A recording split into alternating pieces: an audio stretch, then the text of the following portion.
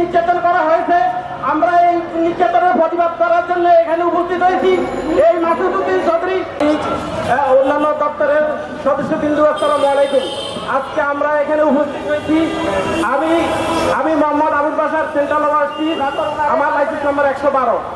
আমরা আজকে এখানে উপস্থিত হয়েছি আপনাদের মাধ্যমে আমাদের মনের যে দুঃখ, যে কষ্ট, এই কষ্টগুলো বলার জন্য আমরা আজকে এই প্রেস ক্লাবে উপস্থিত হয়েছি।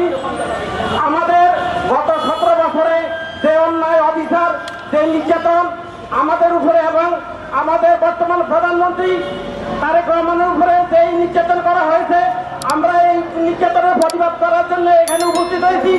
এই মাসুদউদ্দিন চৌধুরী যখন সেনাবাহিনীতে ছিল তখনও সে দেশের অন্য দেশের বিরুদ্ধে এবং এই দেশের মানুষের বিরুদ্ধে সে ষড়যন্ত্র করছে এবং মানুষকে নির্যাতন করছে। তারপরে সে তখন রিক্রুটিং এজেন্সিতে আসে, রিক্রুটিং এজেন্সিতে এসে সে সিন্ডিকেট করে হাজার হাজার কোটি টাকা সে হাতাই নেয় এবং এই ট্রেডে 25 জন সিন্ডিকেটের কারণে আমাদের এই ট্রেডটা ধ্বংস করে দিয়েছে।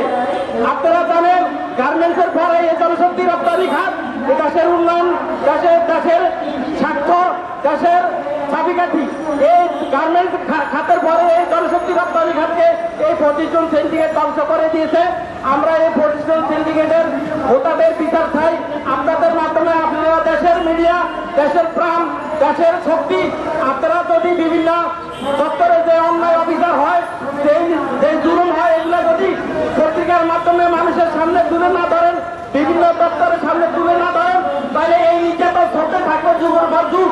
গত 17 বছরে আপনারা হয়তো বিভিন্ন ভাবের কারণে এই কথাগুলো বলতে পারেন নাই, কিন্তু এখন তো আপনারা এই কথাগুলো লিখতে পারেন।